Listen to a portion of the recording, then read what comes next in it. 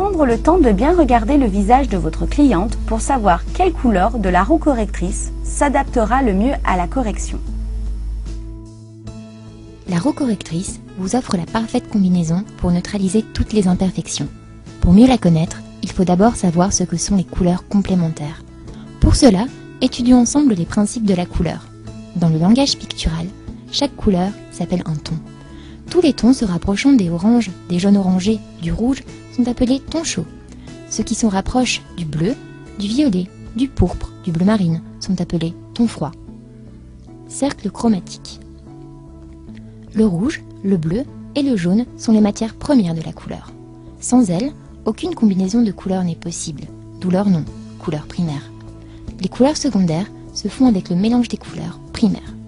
C'est-à-dire, avec le rouge et le bleu, on obtient le violet. Avec le bleu et le jaune, on obtient le vert. Avec le jaune et le rouge, on obtient l'orange. Ce schéma que vous pouvez observer s'appelle le cercle chromatique. Il se lit de la manière suivante. Sur chaque angle du premier triangle sont inscrites les 3 couleurs primaires. Sur le deuxième, vous pouvez constater que ce sont les couleurs secondaires qui sont notées. Observez bien et vous remarquerez que le violet est au milieu du rouge et du bleu. Je vous rappelle que c'est grâce au rouge et au bleu que nous obtenons le violet, et qu'il en va de même pour la disposition des autres couleurs du triangle. Et bien maintenant, faites une ligne imaginaire qui relie les couleurs les unes en face des autres. Vous remarquerez que le rouge et le vert se relient de la même façon que le bleu et l'orange, ainsi que le jaune et le violet. Toutes ces couleurs se disent complémentaires. À savoir, car c'est très important dans le choix de vos couleurs, que 2 couleurs complémentaires, l'une à côté de l'autre, s'amplifient, par exemple le bleu et l'orange, et que 2 couleurs complémentaires, l'une sur l'autre, se neutralisent, par exemple le vert et le rouge.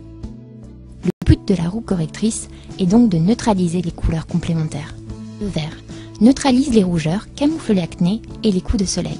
Le jaune dissimule les cernes et illumine les teints foncés. Le lilas illumine les paupières et les teints jaunes. Le beige clair donne le teint lumineux et cache les cernes. Le beige foncé camoufle les imperfections.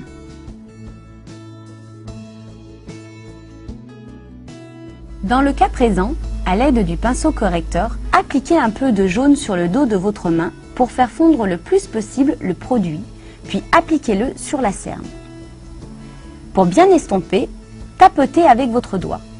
On ne doit pas sentir la couleur qui a été utilisée une fois l'application du produit. Celui-ci doit être bien fondu pour une correction parfaite de la cerne. Faites de même pour la paupière supérieure, sans oublier le pli de l'œil. Petit rappel, pour les peaux blanches, la couleur qui s'ajustera le mieux à la correction des cernes est le jaune, car ces dernières sont généralement violettes.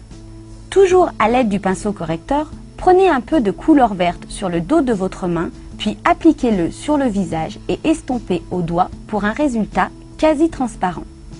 La couleur verte sera utilisée pour camoufler les imperfections telles que les petits boutons et les petites rougeurs des ailes du nez.